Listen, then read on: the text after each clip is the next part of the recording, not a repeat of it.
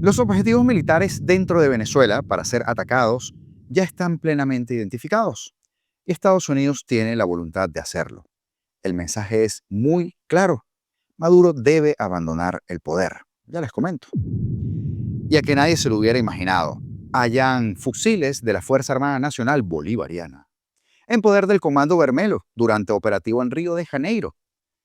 Les cuento lo que se sabe, pero me voy a adelantar a Diosdado Cabello. No fue María Corina, ni fue Iván Simonovic quienes entregaron esas armas, Diosdado, porque esa es la que va a querer vender el narquito de medio pelo el miércoles que viene. María Corina Machado cuestiona que Venezuela ocupe el último lugar del índice mundial de Estado de Derecho. Bravo, otro logro de la revolución, y supongo que como respuesta, los sádicos del régimen secuestran a los encargados del mantenimiento de la casa de la madre de María Corina Machado en Caracas. La locura de estos terroristas no tiene límites. Se han ganado a pulso el premio Tomahawk que les tienen preparados. Y usted me entiende. Y Pedro Sánchez resta importancia al Delcy-Gate. No se puede hacer un escándalo de algo ordinario, dijo, porque para el corrupto izquierdista que destruye a España a paso de vencedores, lo que sería extraordinario es actuar bajo el marco de la ley y de la ética profesional. Pues de eso y más hablamos el día de hoy, viernes, último día del mes, 31 de octubre de 2025. Yo soy Augusto Navarro y esto es Apolítico. Comenzamos. Según funcionarios estadounidenses familiarizados con este asunto, el gobierno de Trump ya tiene identificados los objetivos dentro de Venezuela, y ojo aquí, porque entre ellos hay instalaciones militares utilizadas para el contrabando de drogas. Si el presidente Trump decide proceder con los ataques aéreos, estos enviarán un mensaje muy claro al tirano venezolano Nicolás Maduro. Es hora de que renuncies. Si bien el presidente no ha tomado una decisión definitiva, según las fuentes, sobre la orden de ataques terrestres, los funcionarios indicaron que una posible campaña aérea se centraría en objetivos que se encuentran en la intersección de los cárteles de droga y el régimen de Maduro. Trump y sus principales asesores se han enfocado especialmente en desestabilizar a Maduro, mientras que el ejército estadounidense ha atacado embarcaciones que transportaban drogas en el Caribe y el Pacífico Oriental. Según uno de los funcionarios, entre los posibles objetivos que se están considerando se incluyen puertos y aeropuertos controlados por las Fuerzas Armadas que se utilizan para el narcotráfico, incluyendo instalaciones navales y pistas de aterrizaje. Trump asumió la presidencia con la promesa de frenar ese flujo de narcóticos ilegales responsables de decenas de miles de muertes anuales en Estados Unidos provenientes de Latinoamérica.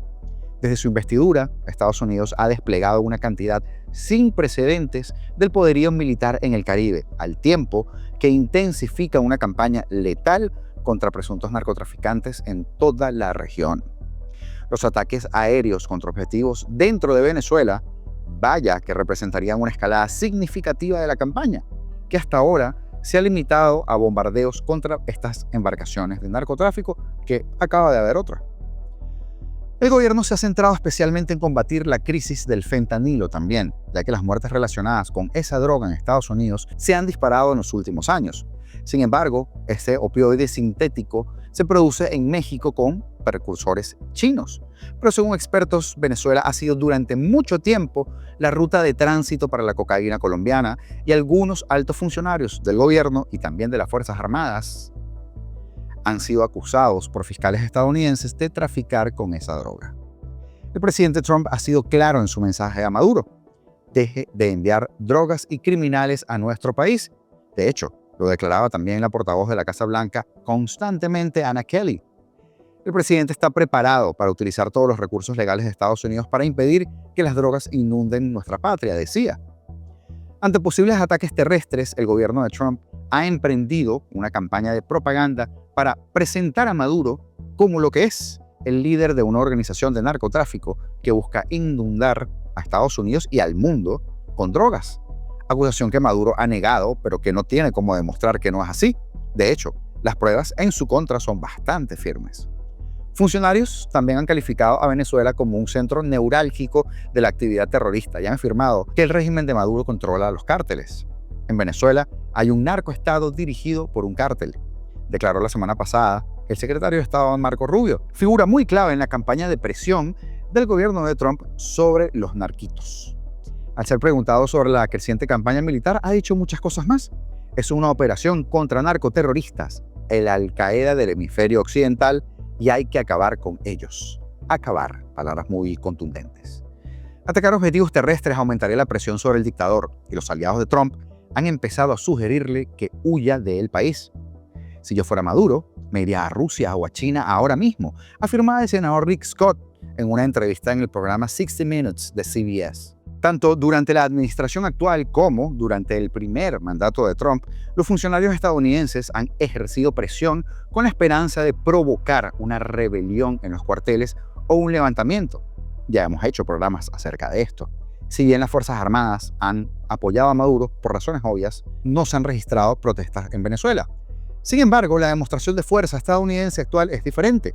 Estados Unidos está poniendo a prueba esa afirmación de que Maduro es débil y que los militares se rebelarán con solo un pequeño empujón, si usted me entiende. Eso lo dijo Geoff Ramsey, analista de Venezuela para el Atlantic Council. Hasta ahora no hemos visto indicios de deserciones importantes en el país, pero creo que si Estados Unidos lleva a cabo ciertos ataques militares contra las Fuerzas Armadas venezolanas, vaya que la situación podría cambiar. Sin embargo, existe la posibilidad de que esto genere también un efecto de unidad nacional, añadía Ramsey, lo cual la mayoría de venezolanos sabemos que sí. Estaremos bien unidos pidiendo que saquen a estos criminales del poder. Trump ha declarado públicamente que podría ordenar ataques aéreos en Venezuela y el Pentágono está enviando el portaaviones más avanzado de Estados Unidos y sus buques de guerra de apoyo al Caribe, el cual, por cierto, ya está a nada de llegar a su destino. Estados Unidos ya cuenta con más de media docena de buques de guerra en la región, así como miles de fuerzas de élite y aeronaves avanzadas. En las últimas 2 semanas, Estados Unidos también ha llevado a cabo varias misiones de vuelos de bombarderos cerca de las costas venezolanas. Los hemos venido traqueando. Ha enviado bombarderos B-2, bombarderos B-1 para sondear las defensas del país y poner a prueba la reacción militar ante la demostración de fuerza.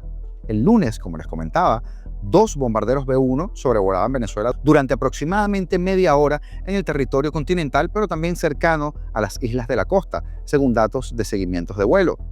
Trump también tomó la inusual medida de confirmar que ha autorizado a la Agencia Central de Inteligencia a realizar operaciones encubiertas en el país. Recordemos, cuando le preguntaron si la CIA tenía autoridad para derrocar a Maduro, y Trump se negó a responder, pero afirmó que Venezuela está sintiendo la presión. Esas fueron sus palabras.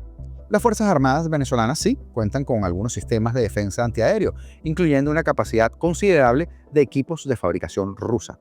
Se cree que operan entre 4 y 6 sistemas de defensa antiaérea S-300 de fabricación rusa, como sistemas portátiles que podrían detectar y derribar ciertas aeronaves, según expertos. Si bien se desconoce públicamente la eficacia de los S-300 y el nivel, sobre todo, de entrenamiento de las fuerzas de defensa antiaéreas venezolanas, aeronaves estadounidenses han intensificado recientemente sus vuelos cerca del país con el preciso objetivo de mapear esas defensas antiaéreas. La semana pasada, Maduro afirmó que Venezuela poseía alrededor de 5.000 misiles tierra-aire portátiles IGLAS, de fabricación rusa, ¿lo recuerda? Cualquier fuerza militar del mundo conoce el poder del IGLAS, y Venezuela cuenta con no menos de 5.000 de ellos desplegados en posiciones clave para defensa antiaérea, para garantizar la paz, la estabilidad y la tranquilidad de nuestro pueblo, decía el dictador. Vaya, qué tranquilidad tener a estos asesinos en el poder. El fin de semana pasado, un avión sancionado por Estados Unidos, por cierto, y lo hablábamos en el programa anterior, por sus vínculos con actividades militares rusas ilícitas, llegó a Caracas. Esto según datos de seguimiento de vuelo también, lo que aumenta la posibilidad de que Rusia incremente su apoyo a las fuerzas venezolanas en caso de un ataque estadounidense. De hecho, colocaron algo en su red X, no sé con qué los irán a ayudar.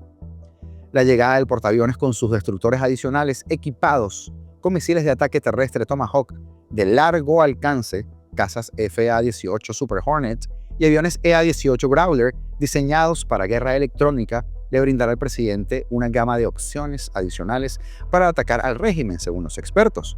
Si los ataques aéreos no logran forzar la salida de Maduro del poder, vaya que podrían presionar a su círculo más cercano para que se vuelva en su contra, según señalan analistas. Sin embargo, esta estrategia conlleva enormes riesgos y podría resultar contraproducente si las tropas se unen en torno a la bandera y presentan resistencia. Muchos analistas que han seguido de cerca la situación en Venezuela también afirman que las acusaciones contra Maduro y sus principales colaboradores le dejan claro lo costoso que sería dejar el poder, ya que, por supuesto, eso lo saben ellos, van a terminar enfrentando un proceso judicial. Creo que Maduro resistirá al menos por un tiempo, dijo el almirante retirado James Stavridis, quien comandó tropas estadounidenses en la región durante su carrera.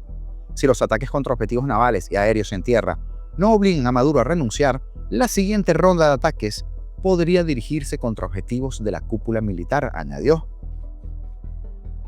Creo que llegado a ese punto es posible que Maduro se rinda y dimita. Ese sería el mejor escenario para la administración Trump, concluyó Stavridis, y nosotros sí aplaudimos eso. Vayan y quítenme la nacionalidad si les provoca. Y en Río de Janeiro, señores, los helicópteros sobrevolaban las favelas con ese estruendo en el que Venezuela se bombardeaba la verdad. Y entre el humo y los cuerpos y los escombros de la mega operación más letal en la historia reciente de Brasil, apareció una pista que apunta directo a Caracas. Qué sorpresa, ¿verdad? Las autoridades brasileñas confirmaron que 2 fusiles incautados al Comando Vermelho pertenecían a la Fuerza Armada Nacional Bolivariana. Qué sorpresa, vale. No a contrabandistas, no a traficantes privados, a la estructura militar de un Estado. ¿Cómo se explica eso? Los peritos del CIFAI, la División de Fiscalización de Armas y Explosivos de la Policía Civil, revisaron cada número de serie y no hubo error. Armas venezolanas terminaron en manos del cártel más violento y antiguo de Brasil. El delegado Vinicius Domingos lo explicó sin eufemismos. 2 fusiles FAL pertenecientes a la Fuerza Armada venezolana, otros 2 a la Fuerza Armada de Brasil y 1 a la Fuerza de Argentina, y también un G3 a la Fuerza Armada de Perú, estaban en manos de estos criminales. La CEFAI ya está analizando los fusiles incautados en la operación de ayer. Algunos fusiles, algunas armas aún están en algunas delegaciones especializadas y serán enviados a la CEFAI. Desde aquí serán enviados al sector de peritaje para realizar la pericia inicial y luego regresarán a la CEFAI para un análisis minucioso. Sin embargo, por un análisis superficial que ya realizamos aquí hoy, obtuvimos lo siguiente. Lo que llama la atención es que la mayor parte de los fusiles plataforma R, casi más del 90%, son fusiles COP feitos, son falsificados, son armas con capacidad de disparo, pero que no son originales. Sí, lo que llama la atención son estos fusiles aquí, la mayoría de ellos FAL, de los cuales 2 ya fueron identificados como pertenecientes a las Fuerzas Armadas brasileñas, 2 a las Fuerzas Armadas venezolanas, 2 a las Fuerzas Armadas venezolanas. Pero el hallazgo va mucho más allá de la mera estadística forense, porque cada una de esas armas lleva grabado un símbolo del fracaso institucional del chavismo o la complicidad. Cada bala que se dispare en el Comando Vermelho con un fusil de la FAN es un disparo que proviene indirectamente de un Estado convertido en cómplice del crimen transnacional. No se imagina la cantidad de fusiles, por cierto, que les pasó el Pollo Carvajal a la FARC, y eso se sabe acá. La operación, que dejó al menos 132 muertos y 81 detenidos, destapó algo más profundo que la violencia de las favelas, el entramado continental del narcotráfico, ese que conecta las selvas de la Amazonía, los puertos del Caribe y los despachos ministeriales de Caracas. Vaya que sí. Porque cuando los fusiles del ejército venezolano cruzan la frontera y terminan en manos del Comando Vermelho, ya no hablamos solo de contrabando, hablamos de alianzas oscuras, de corrupción militar, de una economía paralela que se alimenta del caos. Y lo más grave, hablamos de una Fuerza Armada que ya no defiende la soberanía, sino que la trafica. Mientras tanto, en Venezuela, la propaganda oficial sigue repitiendo el mismo libreto, ya usted lo sabe. Soberanía, bloqueo, amenazas imperiales. Un discurso tan oxidado como los mismos fusiles que hoy aparecen en Río de Janeiro. Pero la verdad se filtra incluso entre las grietas de la censura. Los informes de inteligencia brasileños y colombianos llevan años alertando sobre la infiltración de armas, oro, drogas y combustible venezolano en redes criminales del Cono Sur. Ahora, otro país más tiene pruebas físicas, numeradas y rastreables. El Comando Vermelho, surgido en los años 60 en una prisión de alta seguridad, muy al estilo del Tren de Aragua, ya no es solo una organización carcelaria, es una federación criminal con alcance regional capaz de controlar territorios, financiar operaciones, comprar fusiles, recibirlos por supuesto, incluso desde el parque de armas de un estado fallido como el de Venezuela. Y así, lo que en Brasil llaman operativo de seguridad, en Venezuela tiene otro nombre: exportación de impunidad. Porque el régimen chavista no solo destruyó su economía, descompuso el ADN institucional de la República. Y hoy, las armas militares de los payasos, esos que usted ve aplaudiendo a Paulino López, se venden. Los jueces venden sentencia y la diplomacia vende silencio. Y mientras tanto, los brasileños recogen cadáveres, los colombianos maquillan la ruta del narcotráfico y los venezolanos siguen cayendo en la miseria que genera un sistema político donde el crimen es la política de Estado. La pregunta que queda es inevitable: ¿cuántas de esas armas seguirán apareciendo en otras fronteras? Muchas. ¿En cuántas guerras anónimas de Latinoamérica habrá una bala disparada por el crimen, pero firmada por la fan de Padrino López? En muchas. Lo cierto es que el chavismo no solo convirtió a Venezuela en el país más pobre y corrupto del continente, y ya vamos a hablar de eso, también lo convirtió en la fábrica de violencia exportable. Y mientras Maduro habla de patria y de soberanía, su revolución vende su propio arsenal a los verdugos de todos los pueblos latinoamericanos. Una vez más, la justicia internacional no debería mirar hacia otro lado, porque un régimen que trafica armas con el crimen organizado no es un gobierno, obviamente, es una organización delictiva con bandera. Ellos mismos son el delito en sí. Y ese, justamente, es el corazón de la tragedia venezolana. Un país que alguna vez fabricó democracia y hoy solo exporta muerte. Y en un mundo donde el Estado de Derecho es el termómetro de la civilización, Venezuela acaba de tocar fondo literalmente. Escuche esto. El último informe del Proyecto de Justicia Mundial, WJP, por sus siglas en inglés, coloca al país en el puesto 143 de 143 naciones evaluadas. El último, el más frágil, el más corrompido. Sorpresa, ¿verdad? En la escala de justicia, Venezuela no solo cayó, se hundió en el subsuelo de la impunidad. La líder opositora María Corina Machado, Premio Nobel de la Paz, lo repito, para que le arda al chavismo, reaccionó con una mezcla de indignación, pero también de esperanza. ¿Cómo es posible que un país que tiene el mayor reservorio de petróleo del planeta, el 10º en agua dulce y el más grande de oro en Latinoamérica, sea el más pobre de la región? Esta es la respuesta. Venezuela está en el último lugar en el mundo en Estado de Derecho.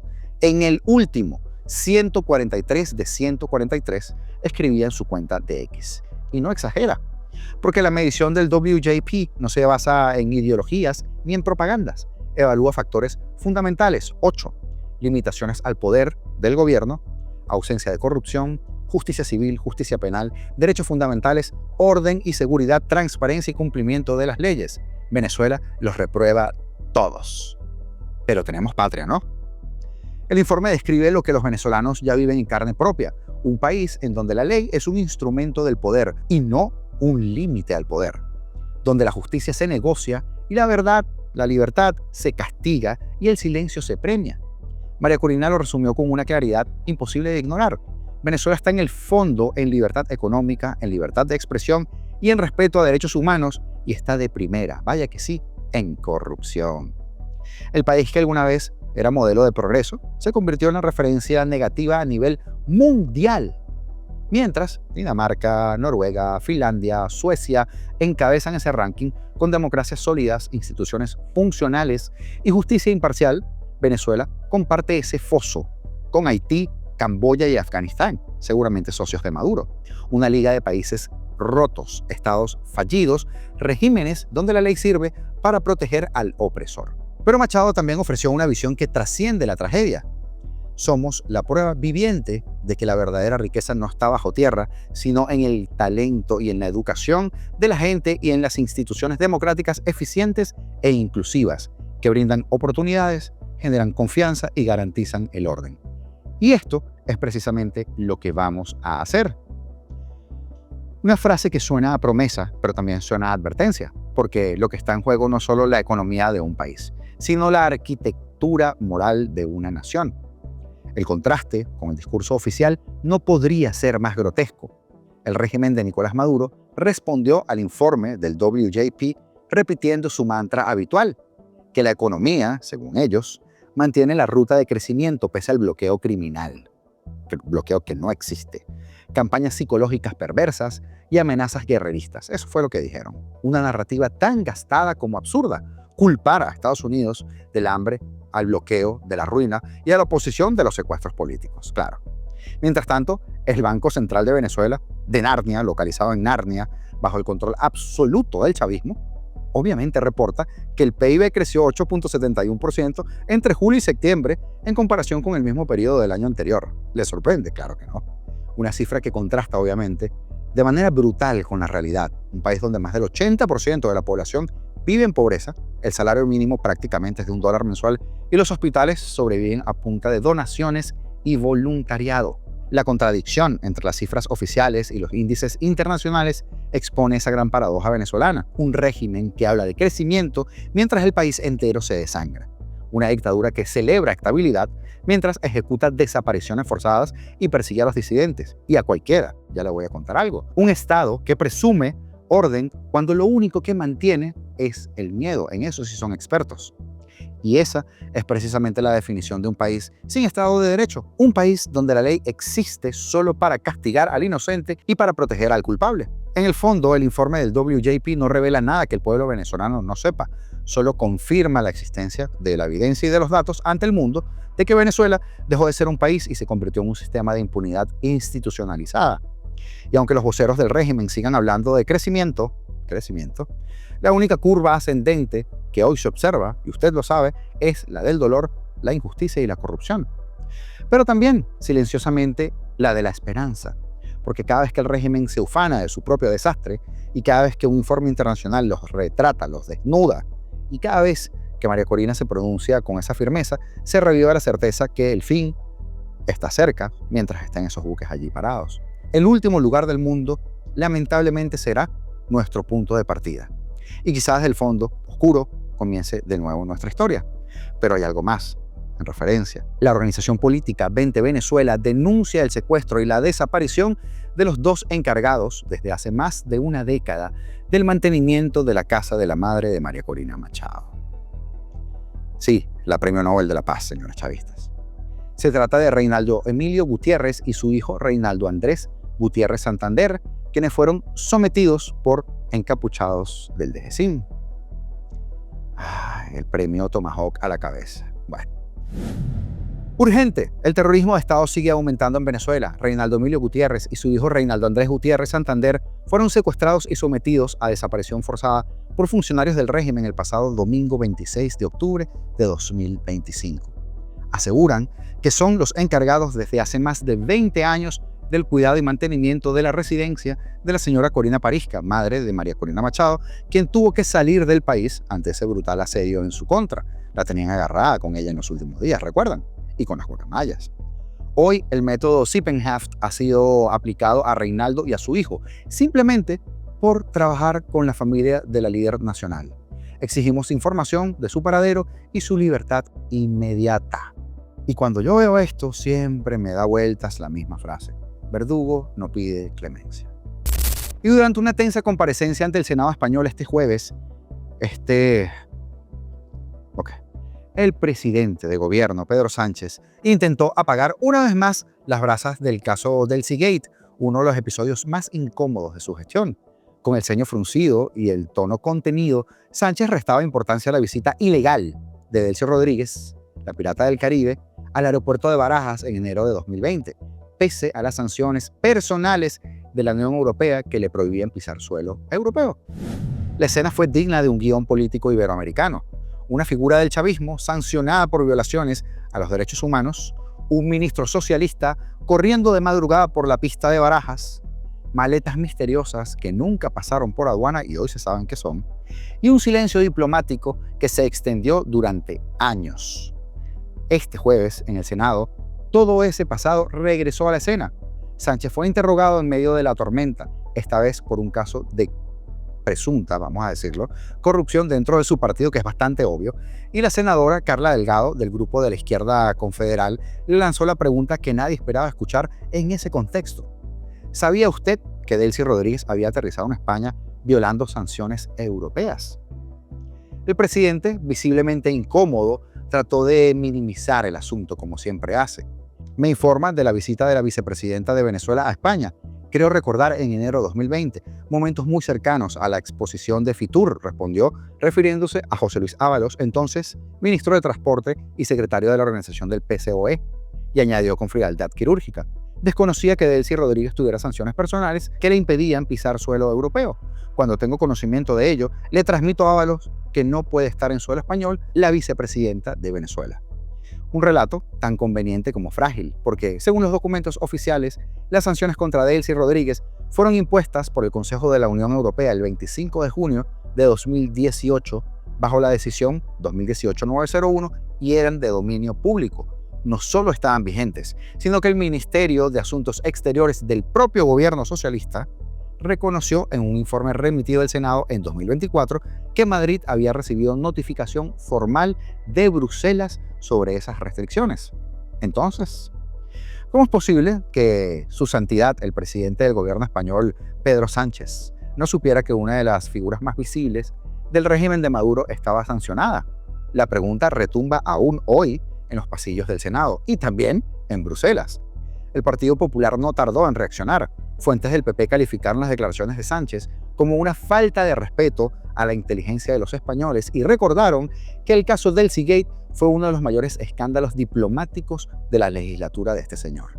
Las sanciones estaban en vigor, como les decía, desde 2018 y eran de dominio público. Afirmar lo contrario es faltar a la verdad, subrayaron los populares. Pero el eco del caso va más allá del debate parlamentario. En enero de 2020, el vuelo privado que transportaba a Delcy Rodríguez desde Caracas aterrizó en Barajas para hacer una escala rumbo a Estambul. Según las normas europeas, Delcy no podría siquiera sobrevolar el espacio aéreo de la Unión Europea y mucho menos pisar suelo español. Sin embargo, permaneció en el aeropuerto durante más de 12 horas reunida con Ábalos en la zona de tránsito y, según diversas versiones periodísticas, acompañada de 40 maletas que nunca fueron registradas oficialmente. 40. El gobierno español negó durante meses que Delcy hubiera ingresado, de hecho, formalmente al territorio español, pero las imágenes de seguridad del aeropuerto fueron clasificadas por orden judicial y las grabaciones desaparecieron misteriosamente del circuito de cámaras del Ministerio del Interior. Vaya, vaya, España siempre en lo mismo. Un apagón selectivo, un silencio administrativo, un caso cerrado sin justicia. Hoy, 5 años después, el episodio vuelve a perseguir a Sánchez en el peor momento político de su mandato, porque Delcy no era cualquier visitante, era la mano derecha, o sigue siendo una de las manos más importantes de Nicolás Maduro, sancionada por torturas, represión política y corrupción. Y su visita secreta a Madrid, protegida por un ministro del PCOE, fue vista por Washington y Bruselas como una señal de indulgencia hacia el chavismo. Mientras tanto, Ábalos cayó en desgracia y fue apartado del gobierno, pero nunca se aclaró qué se habló esa noche ni qué contenían las maletas, aunque después lo supimos. El gobierno lo redujo a escala técnica. Europa lo consideró una violación de sanciones. Y para buena parte de la opinión pública española, el Delcy Gate se convirtió en el símbolo de las sombras del sanchismo, una mezcla de secretismo, manipulación y complicidad con dictaduras aliadas. Lo que le encanta a Pedro Sánchez, que con su característico control de los tiempos, intentó cerrar el capítulo con una frase calculada. El hecho de que visiten España ministros o primeros ministros sin el conocimiento del jefe de gobierno es bastante habitual. Por tanto, tampoco se puede hacer un supuesto escándalo de algo ordinario. ¿Ordinario? Pedro Sánchez, sí. Así calificó el presidente español la entrada clandestina de una narcoterrorista sancionada por crímenes de lesa humanidad. En otras palabras, en el Madrid de Sánchez, lo extraordinario es que alguien todavía se escandalice. Saludos especiales el día de hoy para Víctor Ulla, para Belkis de Onofrio, para Pedro Requis y para Venezuela for You. Ustedes por apuntarse a la membresía del canal. También para Isa Arbelo, Orlando Gallo, Dani Faría, Miguel Rodríguez y el Panita Lezama por el mundo por sus aportes mediante los Super Thanks que le dan vida y permanencia a este proyecto, a este canal. Un saludo especial más al amigo Lisandro García, suscriptor del canal, quien hace muy pocas horas auxilió a mi prometida con su servicio de grúas, un servicio altamente recomendado aquí en la ciudad de Miami. LG Towing Services, serio, honesto y muy colaborador. Hermano cubano. Un fuerte abrazo, Lisandro. Gracias por todo. Ya saben, si necesitan grúa de confianza, LG Services. Lo colocan en Google, como hice yo, y les sale allí con 5 estrellas. Así que no lo digo yo, lo dicen todos sus clientes. Y Lisandro es una maravilla de persona. No sabía que era seguidor del programa hasta que nos vimos de frente acá en casa. Comenta, dale like y comparte este video. No te cuesta nada y nos ayuda muchísimo. Los botones están acá abajo, es rápido, es gratis y marca la diferencia. Señores, todo sigue el rumbo o la cosa sigue en su rumbo para que todo cambie. Así que suscríbete para que te lleguen las notificaciones de cada video que montamos y sigamos peleando juntos. Libertad o nada, porque seremos libres.